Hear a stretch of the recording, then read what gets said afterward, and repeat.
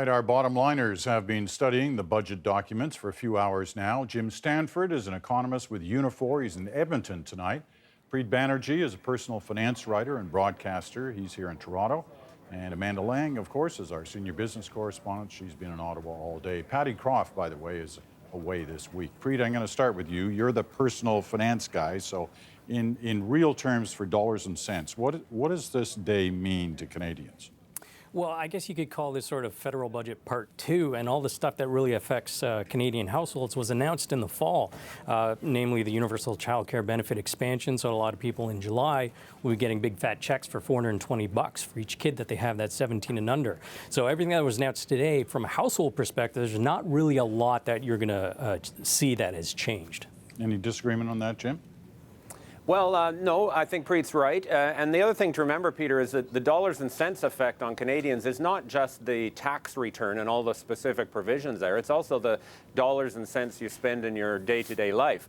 And I think the general thrust of today's budget was very much to confirm the austere approach to policies that the government's been following. So in terms of the coming cutbacks to healthcare spending, the extension of the retirement age to 67, the 50,000 job cuts at the federal level, those are all confirmed, and those have dollars and cents impacts on Canadians as well. Amanda?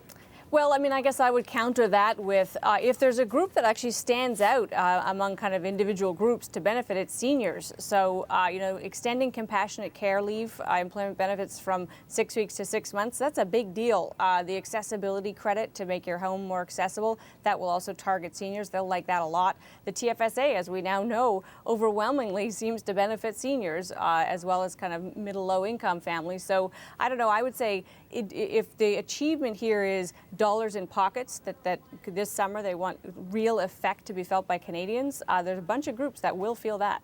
All right. If we're trying to assess the impact this could have on the overall Canadian economy, how would you classify that? Jim? Well, the overall thrust of this document obviously was election-oriented, and there were two main related goals. One was to achieve a reported balanced budget at all costs, and they did that, including some kind of fiscal adjustments that helped them get there. And then second, to announce the tax cuts. Given where the economy's headed, we're headed into some, I think, very troubling times. Growth could fall to near zero. Business investment is falling. The jobs numbers have not been pretty. Both of those goals are more or less irrelevant to the kind of stagnation that we're facing. So in macroeconomic terms, I think this budget was largely a sideshow. Well, you heard the minister earlier in this hour suggest, not disagreeing with you on the way the numbers look right now, but saying things are going to turn around this year, and he's expecting better things as they come along. I guess, obviously, like any forecast, we're going to have to wait and see on that. Overall health of the Canadian economy after today, Amanda? Well, I'll tell you, I looked at it and thought there wasn't a lot of imagination in it. It's a bit of a stay the course, managing to eke out this little surplus in order to have one and use the so-called contingency fund in the process. Having said that, I've since talked to and heard from business leaders, and they like it. The manufacturers like it a lot. They like the small business tax cut. They like that this tax incentive to invest in new equipment has been put in place for 10 more years. And what I was told was this is actually going to do a lot of good for the businesses here that need it most, and that is the manufacturing community. So I take that on board and say, well, those are the people that do the bulk of hiring, small business, and if they're happy with what they're seeing, or at least their leadership is, that gives me a little bit of grounds for optimism. Preet, what was the number one thing that you think was missing from today? Well, there was no mention about anything to do with the environment, and some provinces have been talking about, whether it's a carbon tax or a cap and trade, and it's certainly top of mind for a lot of people. So I was surprised that there was no mention whatsoever about anything to do with the environment, seeing as it's so top of mind for so many Canadians. Jim? There had been a lot of discussion, Peter, leading up to the budget about infrastructure commitments. There's certainly a lot of pages of text devoted to infrastructure in this budget, but not a lot of new funding. For example, they've created this new public transit fund that they call it, and of course there's a tremendous need for more support for public transit, but it doesn't get any money at all until 2017-18 when it gets all of $250 million. That's a drop in the bucket of what transit actually needs. Amanda?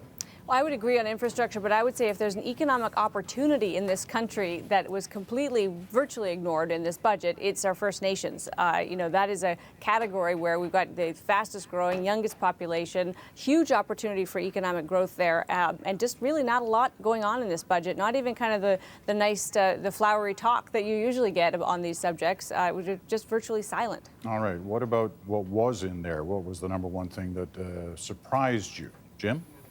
Well, there aren't many surprises in a budget these days. Most of the things are telegraphed, of course, but the one that I didn't see coming was that small business tax cut from 11 to 9%. And the thing that makes it all the more surprising is the idea comes straight out of the NDP's playbook. So now you'll have both parties, the right and the left, campaigning on a tax cut for small business, and I do find that surprising. Amanda? Well, I guess I was surprised by just how much little things there are that add up to a lot for individuals. And I go back to the kind of series of things for seniors. That's going to count a lot. And I suppose we knew that this is sort of a positioning document, an election document, if you will, in some ways. But I was surprised at the extent to which this really does hit the pocketbook. Preet? Yeah, playing off that point, so there's a lot of measures that were targeted towards seniors, but on the other end of the age demographic, with millennials, there wasn't really a lot targeted to them. Not that I'm saying that we should always target policies to specific groups, but there was one mention of, I think, a $7 million program to help young Canadians relocate to find employment. Well, if that worked out to $5,000 a head, that helps about 1,400 young Canadians. So it was so small, I wonder why they even bothered mentioning it. I think it should be a lot bigger. All right, I've only got about a minute left. In terms of surprising the government, what could surprise the government, throw all this off, throw the projections that we saw in this budget, throw it off? Jim, you start us. Well, the big downside risk, Peter, is on the macroeconomic side. They're counting on 2% real growth this year. They might not get it. The jobs numbers could be worse than they're expecting. That would do a lot of damage. Preet?